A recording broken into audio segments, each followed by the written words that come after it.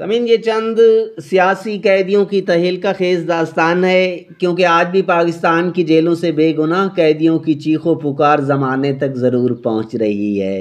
ایک زمانے میں ایک عورت ایک صحافی سے کہتی ہے کہ بھائی آپ ہماری فکر نہ کریں، وقت بدلنے میں دیر نہیں لگتی، یہ مشکل وقت بھی گزر ہی جائے گا، آپ ہماری مدد نہ کرو، کہیں ایسا نہ ہو کہ کل تم بھی کہیں جیل کی سلاخوں کے پیچھے ہو۔ یہ الفاظ ایک ایسی خاتون کی زبان سے ادا ہو رہے تھے جس کا خاوند جیل میں تھا، داماد چند گھنٹے قبل رہا ہو کر آیا تھا اور کہہ رہا تھا کہ اسے کسی نہ کسی طرح دوبارہ گرفتار کر لیا جائے گا۔ یہ خاتون اپنے داماد کو بھی تسلیاں دے رہی تھی۔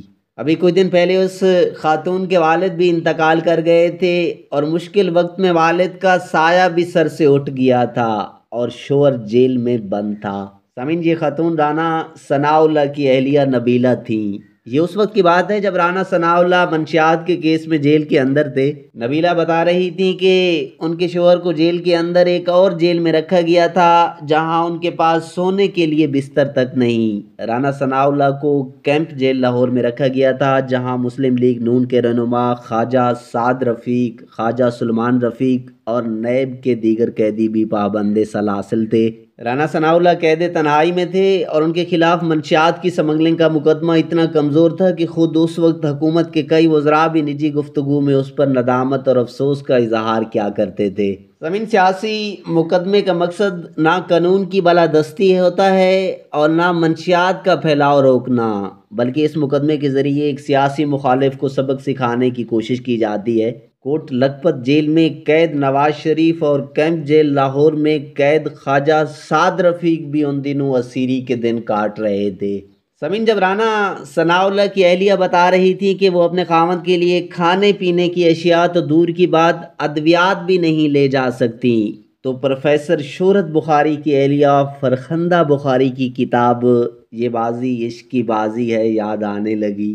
فرخندہ بخاری کو جنرل ضیاء الحق کے مارشل میں گرفتار کر کے لاہور کے شاہی قلعے میں رکھا گیا تھا اور جو اس پر تشدد کیا گیا اس کی مثال زمانے میں نہیں ملتی، جہاں ان کا جسم سگریٹوں سے داغا جاتا تھا اور کسی کو ان سے ملاقات کی اجازت نہیں تھی۔ اس کا جرم یہ تھا کہ وہ ایک سیاسی قیدی تھیں اور بھٹو کو اپنا قید مانتی تھی۔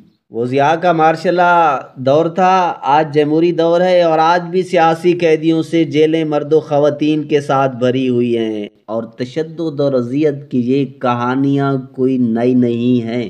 فرخندہ بخاری پر حکومت کے خلاف بغاوت اور سازش کا الزام تھا۔ جب بے نظیر بھٹو وزارت عظمیٰ کے منصب پر آ بیٹھیں تو فرخندہ بخاری کا عملی سیاست کو خیر بات کہہ دینا ان کے درویش صفت ہونے کا بین ثبوت ہے۔ بے نظیر بھٹو نے انہیں وفاقی کابینہ میں وزارت کی پیشکش کی، مگر انہوں نے اس وزارت کو کوئی اہمیت نہ دی اور ترک دنیا کے مسلک کو ترجیح دی اور کہنے لگی میں تو صرف اور صرف ملک کے منتخب وزیر اعظم ذوالفقار علی بھٹو کی زندگی بچانے کے لیے گھر سے نکلی ہوں، مجھے کچھ نہیں چاہیے۔ زمین، بہت سال پہلے جب شیخ رشید احمد کو ناجائز اسلحے کے ایک چھوٹے کیس میں 7 سال قید سنانے کا فیصلہ کر لیا گیا تو صحافی بھاگے بھاگے اڈیالہ جیل پہنچے اور شیخ صاحب کو بتایا کہ آپ کو 7 سال قید ہونے والی ہے، کیونکہ جس جج نے سزا سنائی تھی وہ اپنا فیصلہ لکھ کر گورنر الطاف حسین کو دکھانے کے لیے لایا تھا اور ہم بھی وہاں موجود تھے۔ صحافی لکھتے ہیں کہ گورنر صاحب ہمارے ساتھ بڑی شفقت کرتے ہیں لیکن شیخ رشید کے ساتھ ناانصافی ہو رہی تھی، ہم خبر شائع نہیں کر سکتے تھے کیونکہ توہین عدالت لگ جاتی،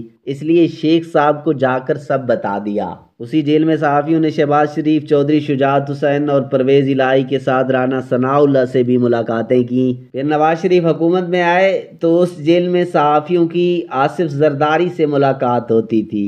پرویز مشرف کے دور میں جہاں جاوید ہاشمی اور یوسف رضا گیلانی سے ملاقات ہوتی تھی، لیکن اب آصف علی زرداری اور نواز شریف سمیت تمام سیاست دانوں کو صرف اہل خانہ مل سکتے ہیں، باقی لوگ نہیں مل سکتے۔ شاید آج کے حکمران بھول گئے کہ وقت کبھی ایک سا نہیں رہتا اور اقتدار ہمیشہ قائم نہیں رہتا۔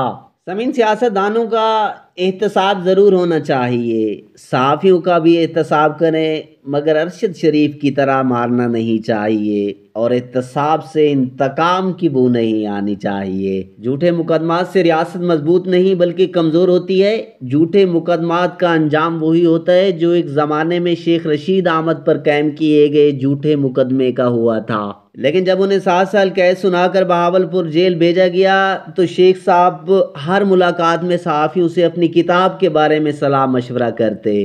جیل میں لکھی جانے والی ان کی کتاب فرزند پاکستان 1995 میں جنگ پبلشر نے شائع کی تھی، اور اس کتاب نے انہیں سزا سنانے والے جج لطف علی ملک کو ایک گالی بنا دیا ہے۔ ویسے حیرت کی بات ہے کہ ضیاء الحق بھی آج گالی کی زد میں، بھٹو بھی کہیں گالی کی زد میں، مشرف بھی گالی کی زد میں، باجوہ بھی گالی کی زد میں، اور آج کے جج بھی گالی کی زد میں، اور عسکری طاقت بھی گالی کی زد میں۔